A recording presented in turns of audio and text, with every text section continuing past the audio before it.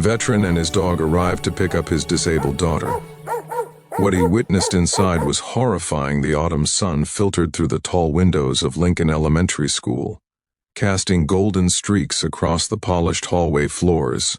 It was 3:15 p.m., and the final bell had just rung, sending waves of children streaming toward the exits, with backpacks bouncing and voices echoing off the walls. Outside in the parking lot, former Army Ranger Jake Morrison pulled his pickup truck into a space near the main entrance. Beside him in the passenger seat sat Max, his loyal German Shepherd and certified service dog. The dog's ears perked up as Jake cut the engine, his intelligent brown eyes already scanning their surroundings with the alertness that came from years of training, first in military service, then as Jake's constant companion after his medical discharge. "Ready to get our girl, buddy?" Jake asked, scratching behind Max's ears. The dog's tail wagged in response, and together they headed toward the school entrance. Jake was 38 years old, his dark hair showing the first hints of gray at the temples, his face weathered by combat tours in Afghanistan and Iraq. A war injury had left him with chronic pain and PTSD, but Max had become more than just a service dog. He was family, a brother in arms who understood Jake's struggles without words. But today wasn't about Jake's challenges. Today was about his daughter, Sophie. Sophie Morrison was 10 years old, with blonde hair that fell in gentle waves past her shoulders and bright blue eyes that sparkled with determination despite the obstacles life had thrown at her. 6 months ago, a drunk driver had crashed into their family car, killing Jake's wife, Emily, instantly, and leaving Sophie with severe injuries to her left leg. After 3 surgeries and countless hours of physical therapy, Sophie could walk again, but only with the aid of crutches.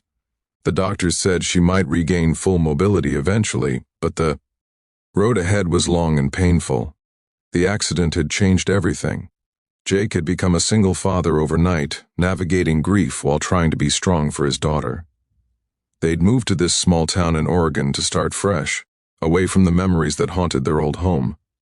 Lincoln Elementary had seemed like the perfect school. Small class sizes, supportive teachers, and a principal who had personally assured Jake that Sophie would be welcomed and accommodated. For the first few weeks, everything had seemed fine.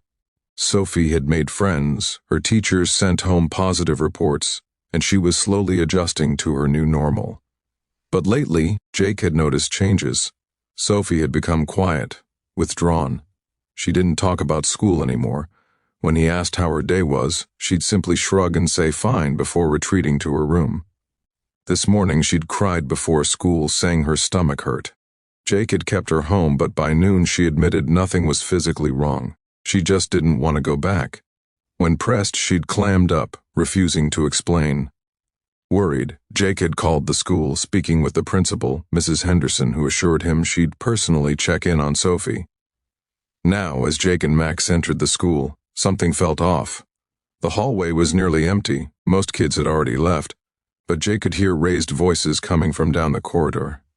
Max's ears flattened slightly, a sign he'd detected tension. They rounded the corner, and what Jake saw made his blood run cold. In the middle of the hallway, outside classroom 33A, stood his daughter. Sophie was crying, her face red and tear-streaked, her small body trembling. And standing in front of her, pointing a ruler threateningly, was a woman Jake recognized as Mrs. Patterson, Sophie's teacher. "I am sick and tired of your excuses, young lady," Mrs. Patterson was shouting, her face flushed with anger. "You think you're special because you have crutches? You think you deserve special treatment? In my classroom, everyone follows the same rules." Sophie stood frozen, her crutches supporting her weight, tears streaming down her face. Other students were visible through the classroom doorway, watching the scene with wide, frightened eyes. I tried," Sophie whimpered. "I told you I couldn't. Don't talk back to me," Mrs. Patterson snapped, stepping closer. "You're lazy, that's what you are. If you can walk with those crutches, you can stand during the Pledge of Allegiance like everyone else. I don't care if it hurts. Pain builds character," Max growled, a low warning sound that came from deep in his chest. The German Shepherd had tensed beside Jake, sensing not just tension but danger. The dog's protective instincts were activated, recognizing that a child, Jake's child, was being threatened. Jake's vision tunneled, his hands clenched into fists. Years of military discipline warred with a father's rage. He wanted to charge forward, to put himself between his daughter and this woman, to make her understand what it felt like to be threatened and humiliated. But Max moved first. The German Shepherd slipped his leash from Jake's momentarily slack grip and trotted purposefully down the hallway. Not running, not aggressive, just moving with clear intent. Max positioned himself directly between Sophie and Mrs. Patterson, then sat down, his body creating a physical barrier. Mrs. Patterson stumbled backward, startled. "What? Get that dog away from me." Max didn't move. He simply sat there, calm but unmovable, his eyes locked on the teacher. It wasn't a threat, it was a statement. "You will not get closer to this child." Jake found his legs and strode forward, his military bearing evident in every step. "Sophie," he said, his voice tight with controlled fury. "Come here, sweetheart." Sophie's face transformed when she saw her father. She tried to move toward him, but her hands were shaking so badly she nearly lost her grip on her crutches. Max immediately stood and moved to her side, pressing gently against her leg to help steady her. "Mr. Morrison," Mrs. Patterson sputtered, regaining her composure. "Your dog shouldn't be in the school. This is a disruption of the learning environment." "Learning environment?" Jake's voice was dangerously quiet. "Is that what you call screaming at a disabled child in front of her classmates? Your daughter was being disrespectful. She refused to stand during the pledge. She's on crutches." Jake's control slipped, his voice rising. "She has a documented disability. She had major surgery 6 months ago. That doesn't excuse—" "What exactly doesn't it excuse?" A new voice cut through the tension. Principal Henderson had appeared from a nearby office, her face grave. "Mrs. Patterson, what's going on here?"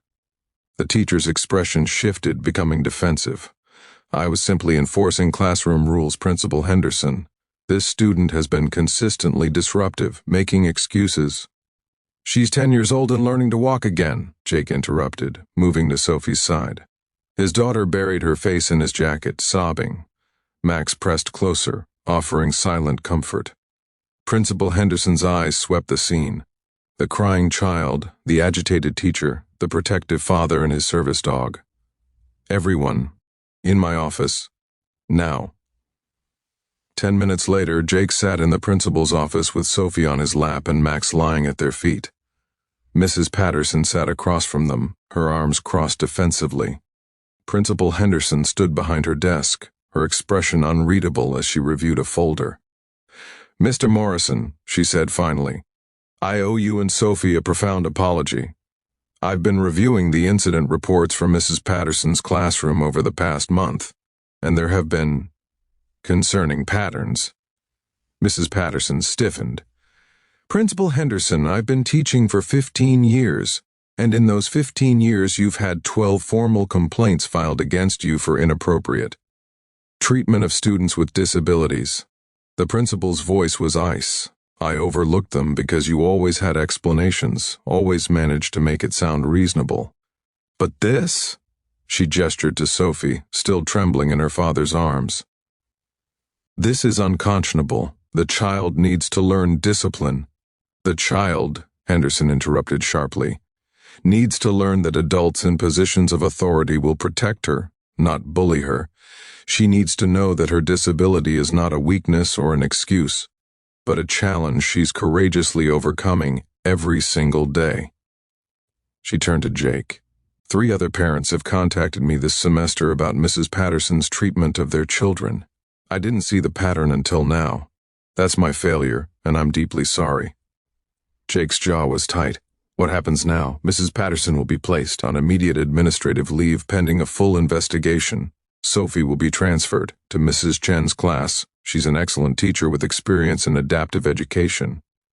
And I will personally ensure that every teacher in this school understands the legal and ethical requirements for accommodating students with disabilities." Mrs. Patterson stood abruptly. "You can't do this. I have tenure, And I have a duty to protect the children in this school, Henderson replied firmly. We're done here. As Mrs. Patterson stormed out, Henderson knelt down to Sophie's level. Sweetheart, I'm so sorry this happened to you. You should never have been treated that way. Can you tell me how long this has been going on? Sophie sniffled, wiping her eyes. Since the second week of school. She said I was faking, that I just wanted attention because of my mom dying. She made me stand during the pledge even though it hurt, and when I fell, she said I was being dramatic. Jake's arms tightened around his daughter. Max lifted his head, resting his chin on Sophie's leg. That should never have happened, Henderson said softly. And I promise you, it will never happen again. Not in this school, not on my watch. The investigation lasted 2 weeks. During that time, 6 more families came forward with complaints about Mrs. Patterson's treatment of their children. Kids with ADHD who were punished for fidgeting, a boy with dyslexia who was called stupid in front of the class, a girl with anxiety who was forced to give presentations despite documented accommodations. The pattern was undeniable. Mrs. Patterson had spent years targeting vulnerable children, using her position of authority to bully and humiliate them under the guise of discipline and high standards. She was terminated. The school board issued a formal apology to all affected families, and Principal Henderson implemented a complete overhaul of the school's disability accommodation policies, including mandatory training for all staff. But the real transformation happened in room 33B, Mrs. Chen's classroom. Sophie thrived under her new teacher's gentle guidance. Mrs. Chen had a son with cerebral palsy, and she understood that accommodation wasn't lowering standards. It was leveling the playing field. Sophie was allowed to sit during the pledge, to take breaks when her leg hurt, to use a wheelchair on days when the pain was too severe for crutches. And Jake brought Max to school twice a week as part of a new program Principal Henderson had created, therapy dog visits for students struggling with anxiety, trauma, or physical challenges. Max became a beloved fixture, offering comfort to children who needed it most. One afternoon, 3 months after the incident, Jake arrived to pick up Sophie and found her standing, in the hallway, without her crutches. Dad, she called, her face glowing with pride. Watch. She took 3 careful, unaided steps toward him. They were wobbly, uncertain, but they were hers. Max's tail wagged furiously, and the dog let out an excited bark. Jake swept her into his arms, tears streaming down his face. I'm so proud of you. Baby. So proud. Mrs. Chen said I've been working really hard in physical therapy, Sophie said. And that I'm the bravest kid she knows. She's right, Jake whispered. You are. You're the bravest person I know. Max nuzzled against them both, and Sophie giggled, reaching down to hug the dog. Max helped too. When he comes to visit, I don't feel scared anymore. I feel like I can do anything. 6 months later, Jake stood at a podium in the Lincoln Elementary auditorium, addressing a packed room of parents, teachers, and school board members. Max sat beside him, wearing his service vest, calm and dignified. When I brought my daughter to this school, Jake began, I thought I was giving her a fresh start. Instead, she encountered cruelty that made her question her own worth.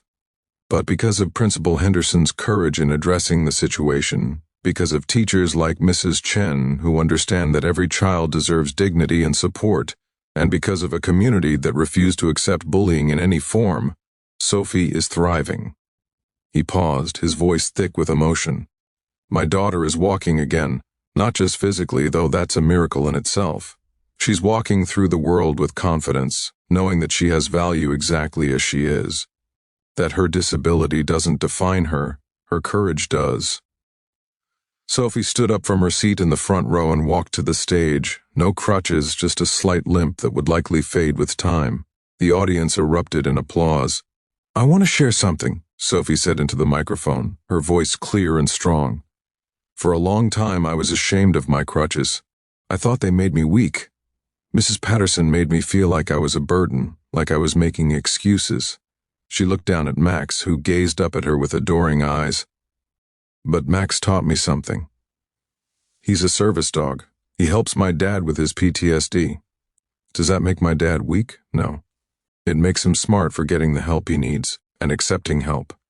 Isn't weakness. It's strength. The applause grew louder. Parents were wiping tears. Principal Henderson stood off to the side, beaming with pride. "So I want to say thank you," Sophie continued. "Thank you to Principal Henderson for believing me. Thank you to Mrs. Chen for showing me what a real teacher is. And thank you to Max," her voice broke, "for always protecting me, even when you didn't have to." Max's tail wagged, and he let out a soft, approving bark that made the whole room laugh through their tears. That evening, Jake and Sophie sat on their front porch. Max sprawled between them. The Oregon sunset painted the sky in brilliant oranges and purples. "Dad," Sophie asked quietly, "do you think Mom would be proud of me?" Jake pulled his daughter close. "Baby, your mom would be so incredibly proud of you. Not just because you're walking again, but because you stood up for yourself. Because you didn't let someone else's cruelty make you cruel. Because you turned your pain into purpose." "I want to help other kids like me," Sophie said. "Kids who are scared and hurt and don't know if anyone will believe them. Then that's what we'll do," Jake promised. Together, Max lifted his head and looked at them both, his intelligent eyes seeming to understand every word. The German Shepherd had started this journey as Jake's service dog, a companion to help a wounded veteran navigate civilian life. But he'd become so much more: a protector, a healer, a silent guardian who knew exactly when to step in and create a barrier between innocence and harm. The school had asked Jake to formalize the therapy dog program, to train other veterans and their service dogs to visit classrooms, to bring comfort and protection to children who needed it. He'd said yes immediately. It was a new mission, a new way to serve. "You know what I think?" Sophie said, scratching behind Max's ears. "I think Max is a hero. Like, a real hero. Not because he's big and strong, but because he knows when. Someone needs help, and he never hesitates to give it." Jake smiled. "You're right, sweetheart. He is a hero, just like you." As the stars began to appear in the darkening sky, the three of them sat together, a veteran learning to heal, a child learning to walk again, and a German Shepherd who understood that sometimes the greatest act of courage is simply standing between someone vulnerable and someone who would harm them. Max had done more than protect Sophie that day in the hallway. He'd shown an entire school that vigilance matters, that intervention matters, that refusing to look away when someone is being hurt, that's what heroes do. And in the months and years that followed, Jake and Max would visit dozens of schools, sharing their story, training other service dogs, and reminding both adults and children that protecting the vulnerable isn't just a duty, it's a privilege. Because that's what heroes do. They watch. They act. They never ever turn away. The end.